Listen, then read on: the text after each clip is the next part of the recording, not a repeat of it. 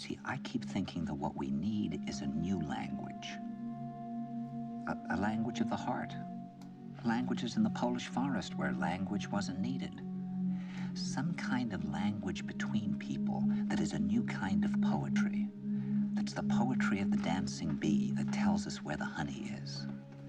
And I think that in order to create that language, you're going to have to learn how you can go through a looking glass into another kind of perception where you have that sense of being united to all things, and suddenly you understand everything.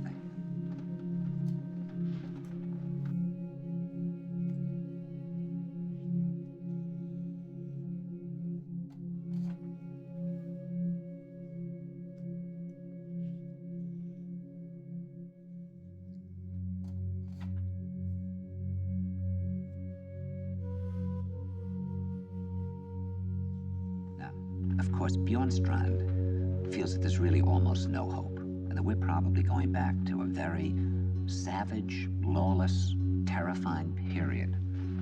Findhorn people see it a little differently.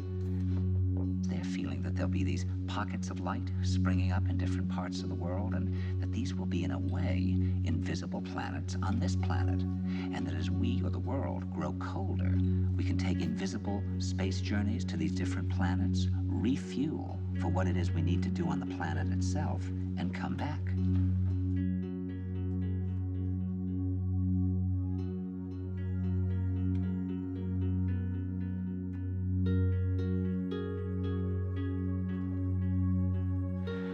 And it's their feeling that there have to be centers now where people can come and reconstruct a new future for the world. And when I was talking to Gustav Bjornstrand, he was saying that actually these centers are growing up everywhere now.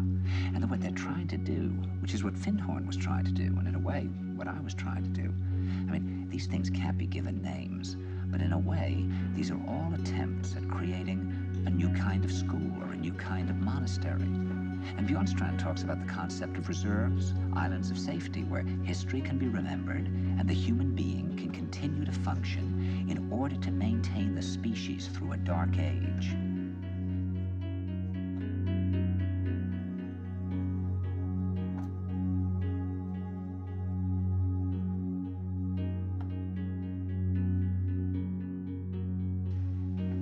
In other words, we're talking about an underground, which did exist in a different way during the Dark Ages among the mystical orders of the Church.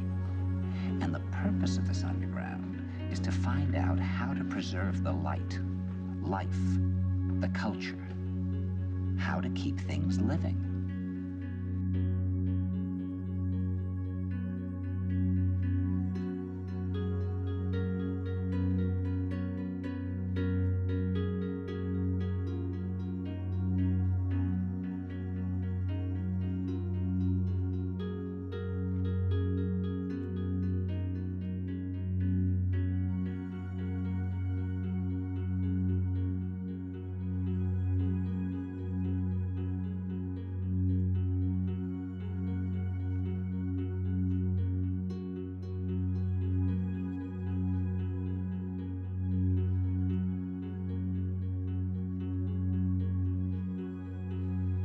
See, I think it's quite possible that the 1960s represented the last burst of the human being before he was extinguished, and that this is the beginning of the rest of the future now, and that from now on there'll simply be all these robots walking around.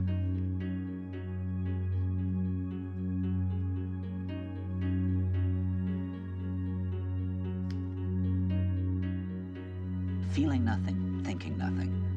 And there'll be nobody left almost to remind them that there once was a species called a human being.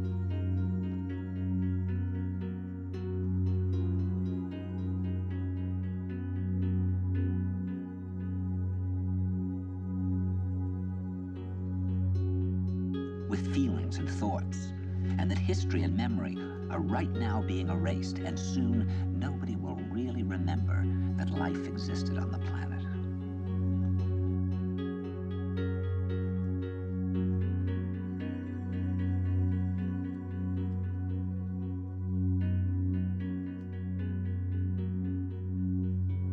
Yep.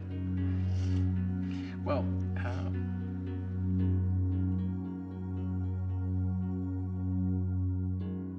you want to know my actual response to all this? I mean, do you want to hear my actual response? Yes.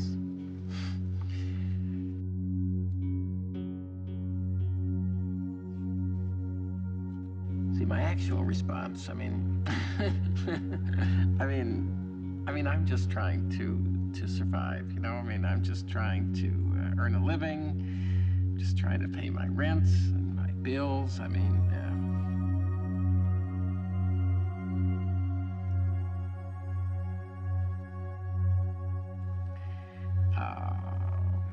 I live my life. I enjoy staying home with Debbie. I'm reading Charlton Heston's autobiography, and that's that. I mean, you know, occasionally maybe Debbie and I will step outside, we'll go to a party or something, and if I can occasionally get my little talent together and write a little play, well, then that's just wonderful.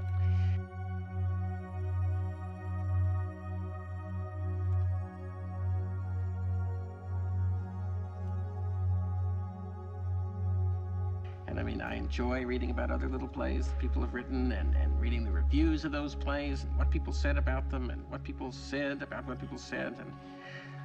And I mean, I have a list of errands and responsibilities that I keep in a notebook. I enjoy going through the notebook, carrying out the responsibilities, doing the errands, and crossing them off the list. And I mean, I just don't know how anybody could enjoy anything more than I enjoy getting up in the morning and having the cup of cold coffee that's been waiting for me all night, still there for me to drink in the morning, and no cockroach or fly has died in it overnight. I mean, I'm just so thrilled when I get up and I see that coffee there just the way I wanted it. I mean, I just can't imagine how anybody could enjoy something else any more than that.